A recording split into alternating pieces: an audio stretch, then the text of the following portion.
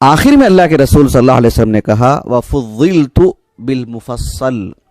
یعنی تورات انجیل زبور ہے اپنی جگہ پر، ان کی جگہوں میں مجھے یہ چیزیں دی گئیں، اور سارے انبیاء پر جو مجھے فضیلت دی گئی اللہ کے کلام کے اعتبار سے بھی، وَفُضِّلْتُ بِالْمُفَصَّل، یعنی مفصل جو صورتوں کو کہا جاتا ہے وہ مجھے دی گئی ہیں اور اسی سے مجھے فضیلت دی گئی اللہ کے کلام کے اعتبار سے، حالانکہ اس کلام کا دیگر حصہ بھی دیگر کلام کے مقابلے میں زیادہ افضل ہے، لیکن خصوصیت کے ساتھ جو مفصل مجھے دی گئی ہیں اس سے مجھے فضیلت دی گئی۔ یہ المفصل جو اللہ کے رسول کو دیا گیا ہے صلی اللہ علیہ وسلم، وہ مطلب قرآن کا کون سا حصہ ہے اور اسے مفصل کیوں نام دیا گیا ہے؟ اس سلسلے میں ایک مصر کے ایک معروف عالم دین ہیں 8ویں صدی ہجری کے، محمد بن بہادر ابن عبداللہ الزرکشی رحمہ اللہ، بدر الدین الزرکشی کے نام سے معروف ہیں، مصر کے نامور عالم دین، 794 ہجری سن وفات ہے ان کا، کئی کتابوں کے مصنف، بہت بڑے اصولی شافعی عالم دین تھے۔ وہ ان کی کتاب البرہان فی علوم القرآن بہت مقبول ترین کتاب، اس کتاب کا جو 14ویں جو قسم ہے وہ قرآن مجید کی صورتیں اور قرآن مجید کی آیتوں کی تقسیم سے متعلق ہے۔ تو قرآن مجید کی آیتیں اور صورتوں کی تقسیم سے متعلق انہوں نے 14ویں قسم قائم کی، اس میں انہوں نے لکھا کہ المفصل سے مراد وہ ہیں جو سورہ قاف سے لے کر کے سورہ ناس تک کا حصہ، سورہ قاف سے لے کر سورہ ناس تک، اسے مفصل کیوں کہا گیا؟ انہوں نے اس کی 2 وجہیں بتلائی ہیں۔ ایک سبب یہ بتلایا کہ لکثرت الفصل بین السور، لکثرت الفصل بین سور بسم اللہ الرحمن الرحیم، یعنی کثرت کے ساتھ فصل یعنی ایک طرح کے جو ہے مطلب الگ الگ کر دینا، وصل جوڑنا اور فصل الگ کرنا، کثرت فصل کی وجہ سے، یعنی سورہ قاف، سورہ ذاریات، سورہ طور، سورۃ النجم، سورۃ القمر، سورۃ الرحمن، اس کے بعد دیکھتے جائیے آپ چھوٹی صورتیں، سورہ بقرہ کا جتنا حصہ ہے اس میں کئی صورتیں آ جاتی ہیں، تو کثرت فصل کی وجہ سے یعنی الگ الگ کیا جا رہا ہے اکثر صورتوں کو بسم اللہ الرحمن الرحیم کے ذریعے سے، اسی لیے اسے مفصل کہا گیا۔ ایک وجہ انہوں نے یہ بتلائی ہے۔ ایک دوسری وجہ انہوں نے یہ بتلائی ہے کہ ان صورتوں میں سورہ قاف سے لے کر کے، کیونکہ اس میں اکثر مباحث کون سے ہیں؟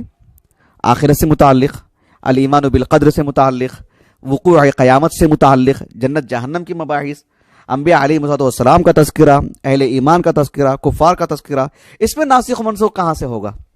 تو اس میں نسخ بہت کم ہوا ہے، منسوخ والی آیتیں اس میں بہت نہ کے برابر ہیں، اس وجہ سے انہیں مفصل کہا گیا، یعنی یہ آیتیں مفصل بیان کی گئی ہیں۔ مطلب اس کو جو ہے مطلب جسے حلال حرام کا معاملہ ہے اور بالخصوص آداب، وعظ و نصیحت، اس طرح کے امور ہیں جس میں ناسخ و منسوخ کا مبحث کم رہتا ہے، اس وجہ سے انہیں مفصل کہا گیا۔ یہ جو مفصل جب کہتے ہیں تو اس کو کہاں سے کہاں تک ہے؟ یہ تو متفقہ بات ہے کہ آخری قرآن کا حصہ ہے سورہ ناس تک، لیکن ابتدا کہاں سے ہے؟ آخری صورت تو سورہ ناس ہے المفصل میں، ابتدائی صورت کون سی صورت ہے؟ کہاں سے آغاز ہوگا اس سے؟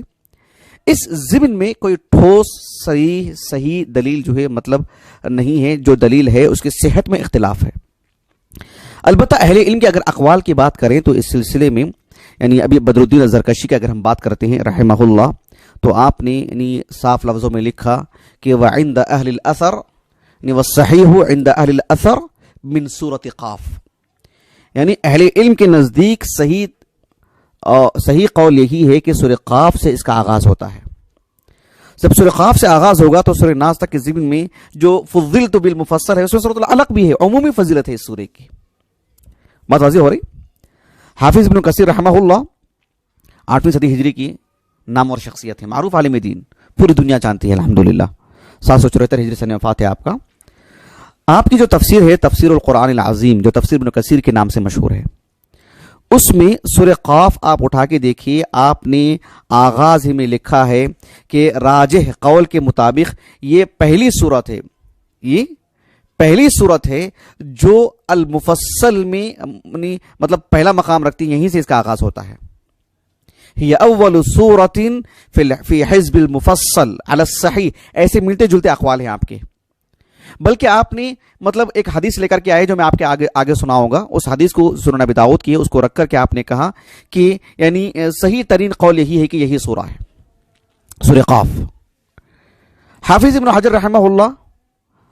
9ویں صدی ہجری کے عالم دین ہیں, 852 ہجری سن وفات ہے آپ کا. فتح الباری میں جو صحیح بخاری کی شرح جو آپ نے کی ہے کتاب الاذان کی, کتاب الاذان میں ایک مسئلہ جو امام بخاری رحمہ اللہ نے قائم کیا, کہ ایک باب قائم کیا امام بخاری رحمہ اللہ نے, آپ اٹھا کے دیکھ لیجئے وہ, کہ اذا طول الامام وللرجل حاجہ فخرج فصلى, یعنی امام نے نماز کو لمبی کر دی اور کسی مصلی کو اتنی حاجت تھی کہ جو ہے فخرج فصلى, نماز سے نکلا اور اپنی نماز پڑھ کے نکل چکے ہیں. اس ضمن میں جو آپ علیہ الصلوۃ والسلام نے یعنی جو معاذ بن جبل رضی اللہ عنہ کو ڈانٹا تھا نا کہ اتنی لمبی لمبی صورتیں مت پڑھاؤ, آپ نے کیا کہا تھا کہ مطلب مفصل پڑھائیے, مفصل صورتیں, اس میں والشمس وضحاها اور جو ہے آپ نے واللیل اذا یغشی وغیرہ کی طرف رہنمائی کی تھی. تو مفصل صورتیں پڑھانے کے لیے کہا تھا اللہ کے رسول نے صلی اللہ علیہ وسلم, کیونکہ اس کی ایک فضیلت ہے. تو مفصل کی جو شرح کرتے ہوئے ابن حجر رحمہ اللہ نے وہاں پر بھی کہا کہ صحیح قول یہی ہے کہ یہ سورہ قاف سے سورہ ناس تک ہے. پھر ایک اور جگہ پر بھی باب الجمع بین السورتین فی الرکعہ, اس ضمن میں بھی ابن حجر نے لکھا ہے رحمہ اللہ. تو یہی ہے. ایک حدیث جو آتی ہے کہ کہاں سے اس کا آغاز ہوتا ہے,